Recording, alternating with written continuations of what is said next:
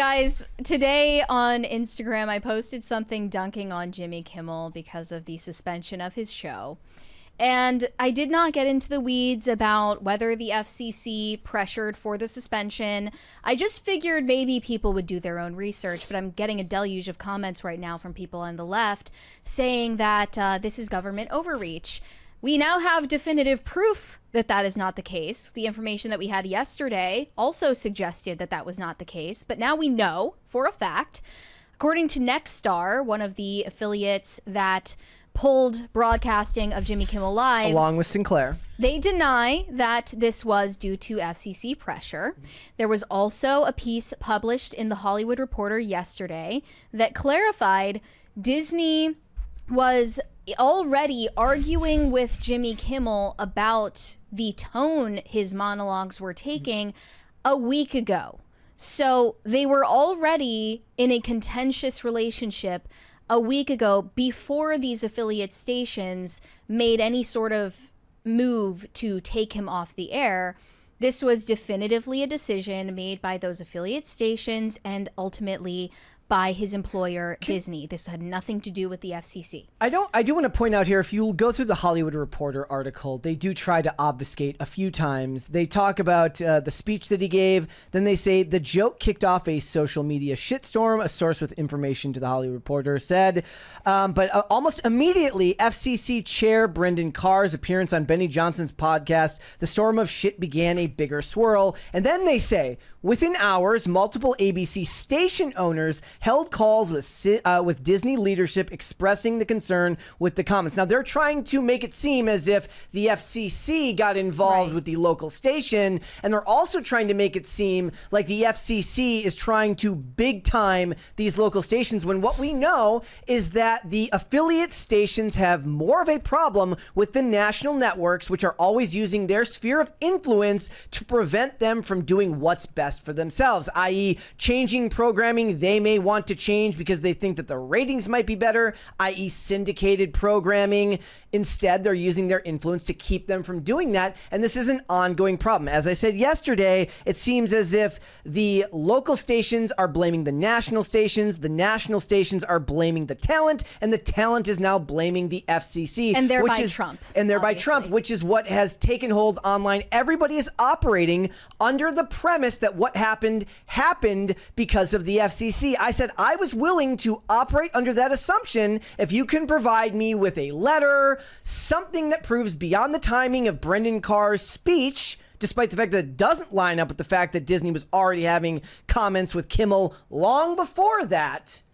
I need to see more evidence that that is what it was. And that's on top of the fact that people are interpreting the violation in question as an actual violation of FCC guidelines, which would make it their job to do and thus not government overreach. I do think that Trump getting involved in these things, posting memes, brings it on himself for people to have these discussions. So he has been hitting more than a few ground balls that are getting him thrown out at first to me. But I don't agree with people that the premise of what we're seeing here is because of the FCC. Well, reportedly, the decision made by Bob Iger and the ABC co-chair Dana Walden to suspend Jimmy Kimmel Live happened after he planned to double down on his initial comments and go on camera to defend his lie that MAGA voters killed Charlie Kirk rather than kowtow to the outrage.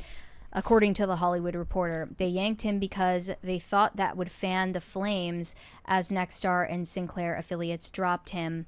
Kimmel even planned to not apologize after Disney employees saw their emails getting doxxed and some receiving death threats.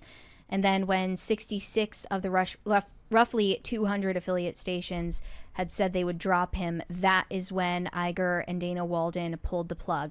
Okay, so then I saw as well a report of his ratings. He was averaging only 129,000 viewers in the 18 to 49 demographic bracket in August, off from already low 212,000 in January of this year, and less than half of his peak in June, 284,000. So he was already just dragging, and they were looking for an excuse to get rid of him anyway.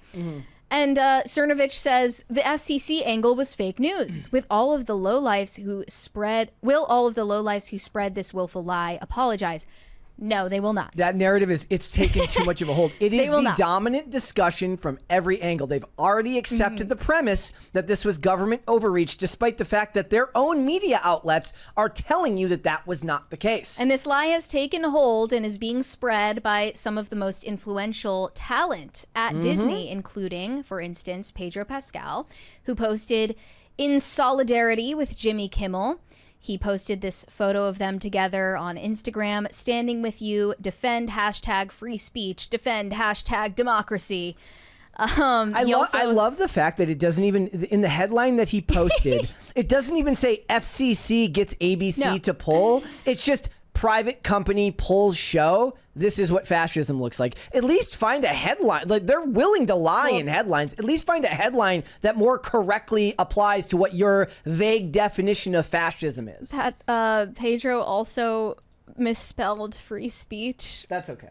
He said free SPEACH because that's the type of intellect we're dealing with.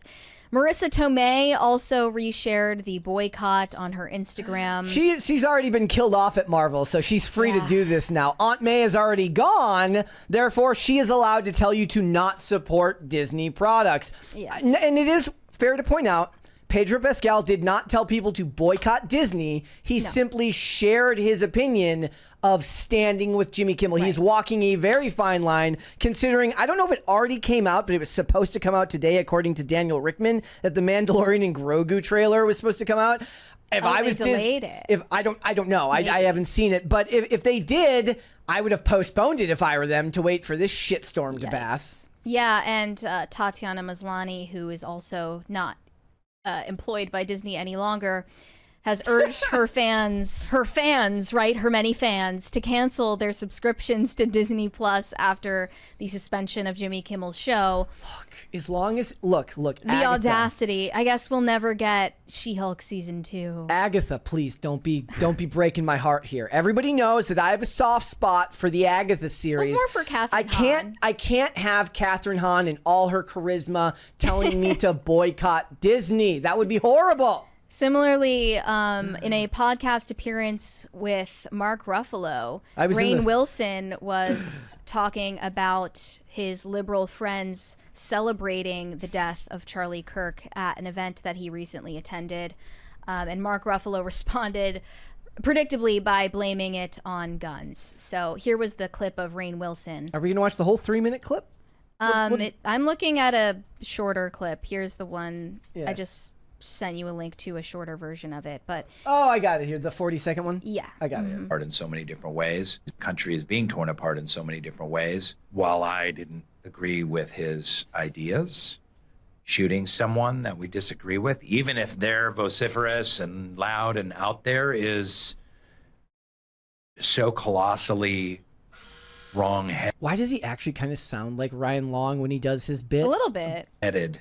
I spoke to a couple of, let's say, some liberal friends last night at an event, and they were like, you won't find me shedding any tears. And someone else was like, oh, well, there was a little bit of a kind of a good riddance thing. And it's like, guys, no. Yeah, I know. No. I know. We cannot think or talk that way. Not at all.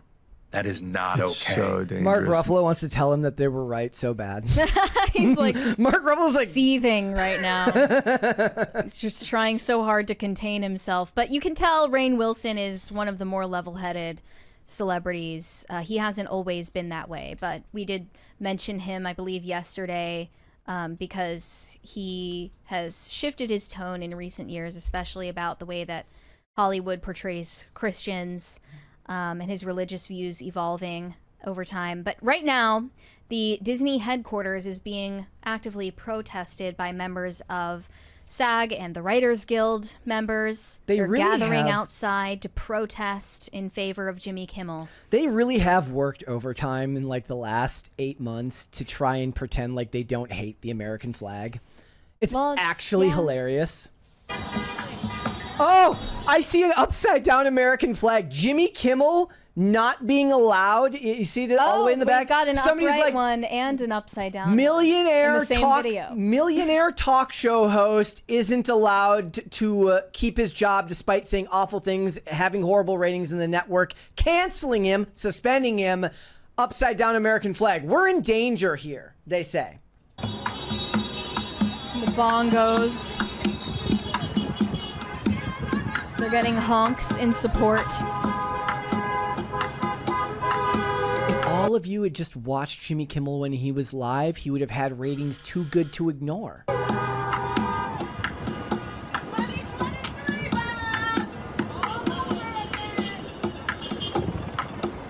Okay. The beat kind of goes. This is pathetic.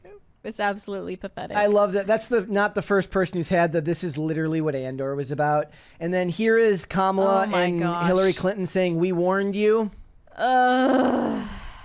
Okay. Again, like, it's the Harry Potter adult response to any political event. I have to compare it to pop culture because that's my entire worldview. Hey, it's me. Well, I don't think you do that the way that the people I'm talking about do. Yeah, this is a sad showing, but I am always surprised when we see those protesters in Charlestown, the amount of people driving by who honk in support. Yeah. I mean, that surprises you? That doesn't surprise me. I am surprised just because of the area that we live in, but they're just as, if you're honking in support of those wackos, you're just as crazy as them. Yeah, it's that's the way it is. So, look, I was laughing because of the amount of actors. They're very self-important. Nobody had this level of this level of anger and vitriol after what happened to Charlie Kirk, which should tell you everything about what they view as their priorities in the world. And the idea that these people are now suddenly the free speech warriors of modern day America. I will issue a bit of an aside. Like, look, if this keeps up long enough, it does run the risk of people being tricked into actually believing it, because not everybody is as politically aware as we are or keeps as close an eye on what's going on. Not everybody's going to be able to rattle off the names of all the people who had to deal with this. And it's kind of what you always said, which is like, you never hear about the regular people who had to deal with cancel culture, as they call it. You only hear about the celebrities. You only hear about Roseanne. You only hear about Gina Carano, of Tucker Carlson, of all of these people. And the people pretending to be free speech advocates will not hold good to their word when your neck is on the chopping block in the future. No. And it's the reason I wrote that whole post the other day with my own trying to intellectualize my thoughts on the matter, because it's very hard for me to not try to at least be principled in the discussion. But I don't think it's a moral good for yourself to allow somebody the same grace that they're not willing to show you. Yeah, I agree. And I'll echo what Tim was saying on the show last night. Okay. These people are in a cult. And even if you had a long, drawn-out discussion with them to explain the ins and outs and all the details, and you presented them with all the evidence, they wouldn't change their opinion. You have to come to that decision on your own. I really do. I don't say this to downplay the mission or the work or the accomplishments of Charlie Kirk, but in a way, his death and the response to his death, even more than his death in and of itself, in a way kind of speaks to the futility of his endeavor of trying to dialogue with people who cannot reason. I've made the point multiple times that, look, what he did was, I believe, to be a net positive for society. I do believe that there were probably minds that got changed, but yeah. I think en masse, on the large scale, you have to come to those types of changes like gradually and on your own. You have to go looking for the information. Now, the better argument isn't that he's going to change the mind of whoever he's talking to at one of these debates. It's the politically neutral person walking by who might have their opinion changed. Really, the people who watch it online after the fact. Even then, it's for the videos are not for the person who is debating Charlie. They're for the person who is on their own quest to find a new, to find the truth. And that person has to come to that somehow. And you need someone as well spoken and as engaging as Charlie Kirk, who is willing to have all the patience in the world to have these discussions with people that had not all of them, but so much of what you see now. If you watched Shoe on Head's video yesterday about this whole situation, there's a lot of people with a lot of hate in their heart. And to try day in and day out to change the mind of people with that much hate in their heart is a Herculean effort. And I don't know if I believe that it can be done again on that scale. They certainly are. There's a huge just gap now in that ability to talk to people. Thanks for watching. Listen to full episodes of Pop Culture Crisis on Spotify. Keep up with us on social media and make sure you subscribe and ring that bell so you never miss the show. Bye, guys.